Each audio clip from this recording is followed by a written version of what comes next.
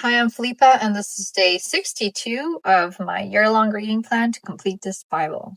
So, yesterday we ended off Saul yet again acknowledging his sin against David and saying, "You're blessed, you're going to do great things," and they both went their separate ways. But as we've known these last couple of pages, Saul tends to lie about this because he's always in pursuit of David because he's jealous that God is with him and he has left Saul.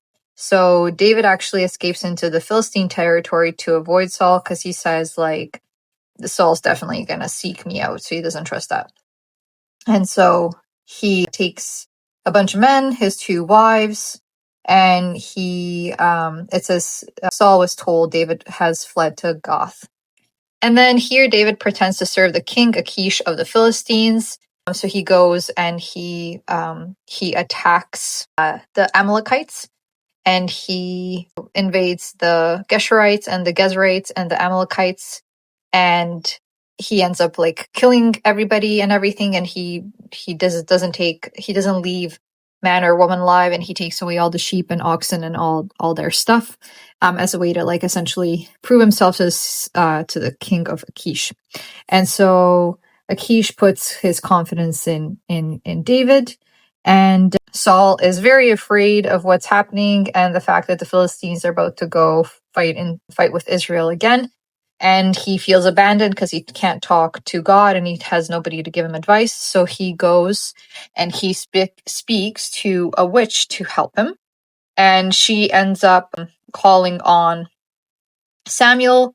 And then it says that Samuel appeared and said to Saul, why are you bringing me up? And Saul says, I'm distressed because Israel is making war against me. And Samuel's basically like, why are you asking me to help you when God has departed from you and you're his enemy?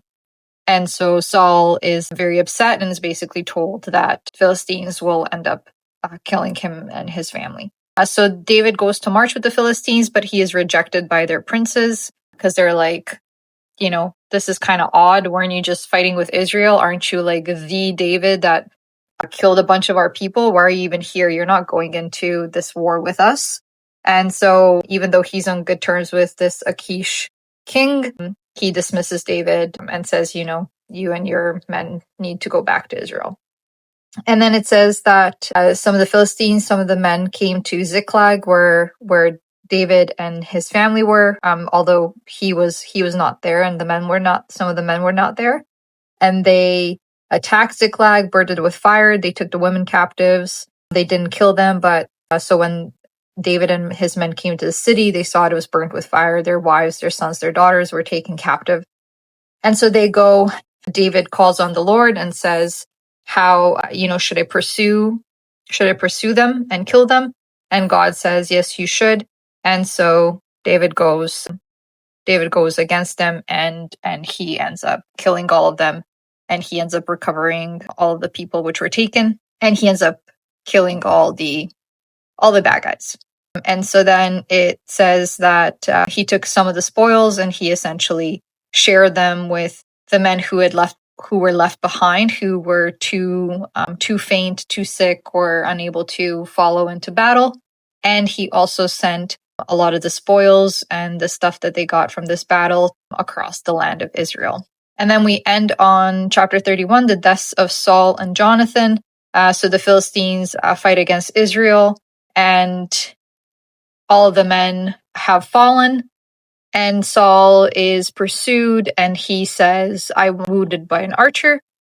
And he says to his armor bearer, I want you to put the sword through me because I'm not going to let these Philistines kill me.